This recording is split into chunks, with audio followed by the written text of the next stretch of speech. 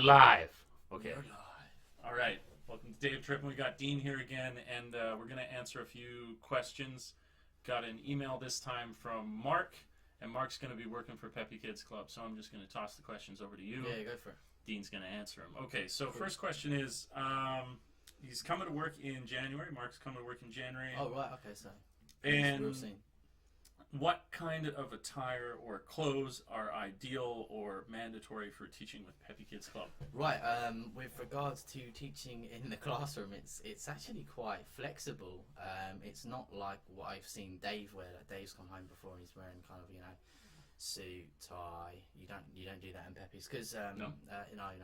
In Peppy's classrooms, they're kind of really small and you work with majority younger kids. So Okay. you're playing lots and lots of games and games that are focused around obviously teaching English. You don't just play games. So I actually work today. I've just come back from work and I wore, obviously it's winter, or it's really cold over here at the moment. So I just wore kind of jumper, jeans and socks, because you aren't allowed to go in there bare feet. That's kind of the rule. That's good. You don't let them. So always remember to kind of have socks. Make sure they're not white as well. Okay. The Japanese have a bit of a thing socks. about white socks. Okay. You can't kind of have if you have white socks that have kind of just got like the brown stains and stuff like That's that. right. Yeah. It's not looked upon well. So have grey socks, black socks, coloured socks. But socks are important. Socks are very, very important. And I know in summertime you can come to class wearing shorts and t-shirt. Really? Yeah, you can wear Short? shorts Oh, wow. and t-shirt. And it's hot here, so that's good. Yeah, which is great. And I know that I intend to kind of come in shorts and t-shirt and flip-flops. But in my bag, I'm going to obviously carry the socks because we can't walk into the classroom with bare feet. So it's just I believe the one rule that we have at Peppy is about the shorts is that they can't be like those real short shorts that you see the guys wearing. I don't know if you guys no. Maybe I've seen them. I didn't realize it. Yeah, it might just be in the UK, but in the UK, guys wear these like turn-up shorts and they're really really short. And I think it's the rule below the knee. It has to be below the knee. To be below the knee. Yeah. And your t-shirt has to kind of be so that because it's kind of hard to explain, but in Peppy's you're going to be lots of kinds of signs when you're like yay.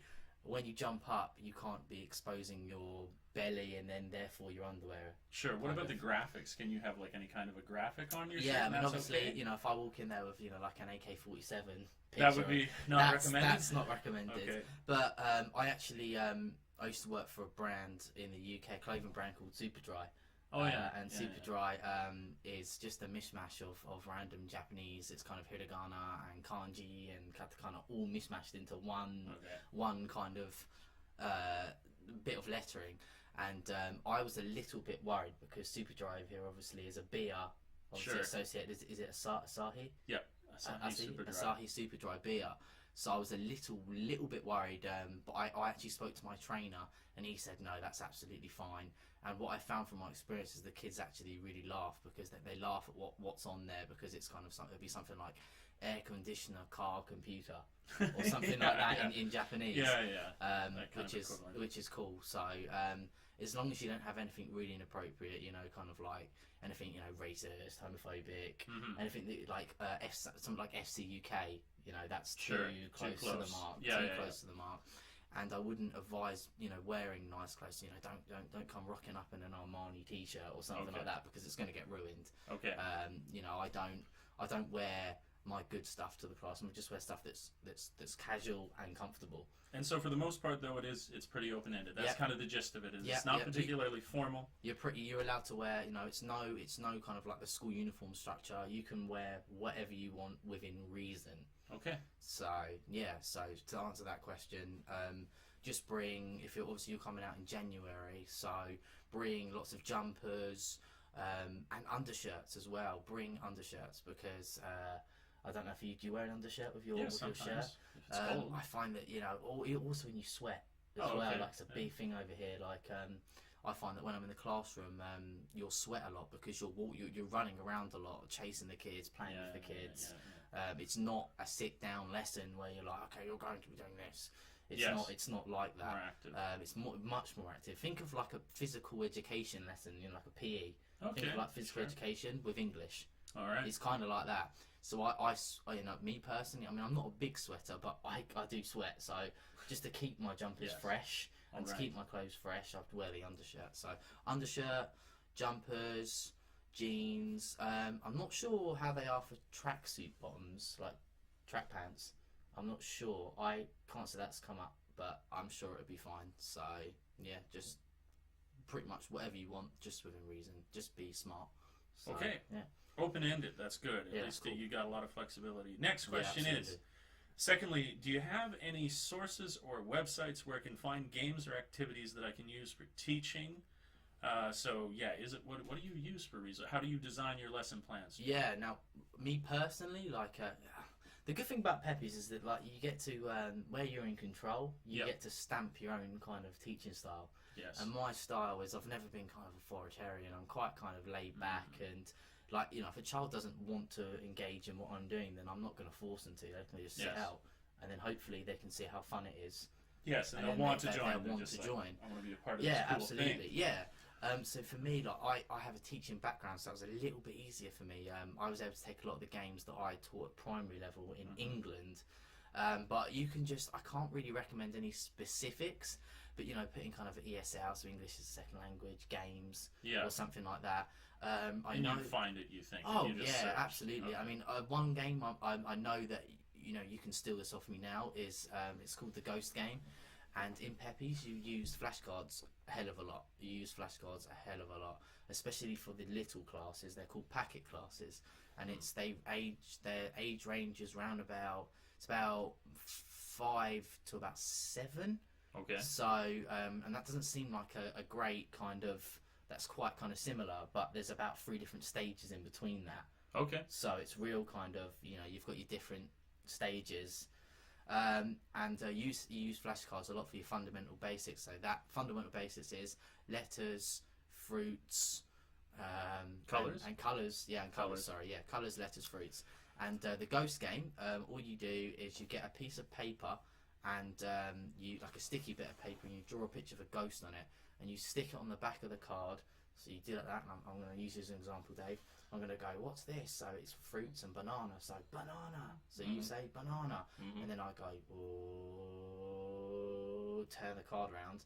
If it has no picture of a ghost, safe. Okay. If it has a picture of a ghost, I'm a ghost. And you chase them to the other end of the room. Okay. So do they have a save point if they make it there? They're okay? It's like the other end of the room's the wall. Okay. So and they absolutely love it. I know that my JT, my Japanese teacher in one of my classes, after I played it, all the kids were asking like, "Oh, when's Dean Sensei going to play the Ghost Game?" Ghost Game. Yeah. So nice. yeah, they really like that game, and it's so easy. Literally, you can steal that off me. So one game I'd really suggest playing is with the flashcards. It's called the Ghost Game. So yeah, the kids absolutely love that. Okay, so that is you got the Ghost Game, and you're saying that seek and you shall find. If you go on the net, and you can find this. I actually only found this out this morning. Actually, I looked through my training binder at Peppy's. You get given this like big ass training binder. It's about that thick, and inside of it is everything. It's the overview of the company. Every scenario was covered, which is really good. And inside is it's like it's called like let the games commence or something like that. Okay. And it's about 10 pages long, and it's different games that have proved to be really popular, and other teachers that have worked for Peppy's have said to kind of our head office, oh, this is actually really good. So you have that resource in your hands. They just give it to absolutely, you. Yeah. So if you're a little bit stuck, I personally don't want to use it because I like to be a bit more creative. I like to kind of make my own ones up. Yes. But if you were really stuck, you can kind of say, you have got that fallback option. Nice. Okay. So, excellent. That's cool. And since we're running down here, Mark asks, what if you could offer one piece of advice now that you're in was uniquely important since you've started, if you could even say, what would you say? That's a toughie. Training's intense. Training's really intense. I'm not going to mince words with you. Is the training valuable? Do you find that the training that you had would then transfer to what you're doing in the class? It's useful? Certain bits. Okay. I found...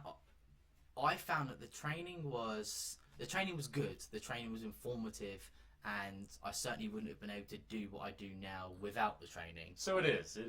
It is informative. It's just that I feel that it's some elements of it are designed to kind of look, oh, okay, because obviously we spoke in the last video about it being a major problem about people coming over here, Yes. and then they just go home after 3 months because they can't hack it. Yeah.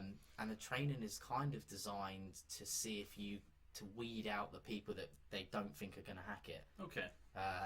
So one bit of advice I would just say is just be super game key and listen to everything that the trainers say at the training. Don't get too frustrated, and they don't expect you to be perfect. Yes. And then this 2 weeks is going to be the hardest 2 weeks you have working for the company. It really is. Okay. But once that's done, yes, and it's not even 2 weeks, it's 10 days. Okay. Once that 10 days is done, you moved your area, you're in control, no one's watching you, no one's assessing you, you can do pretty much what you want as long as it's following the guidelines of the lesson. Okay. They give you that free thing to, okay, then you can do what you want, but just make sure it's following the lesson guidelines. So be creative. And I've certainly found now, like it's relaxed now, it's chilled out. I can kind of do what I want within reason within the class. So yeah, I would just say my one bit of advice would be just work your ass off through training, and it really is worth it, to get through that difficult part, and then in the end it's easy. It'll flow. It'll Nice. flow. So yeah. Right, so there it is. Hope you find that useful, Mark, or anybody else dropping by the video here. Thank you, Dean, for always dropping by. Dean and I, we've got a bunch of more emails to go through here, so those are going to be coming up soon now that we're back from all the holidays and stuff.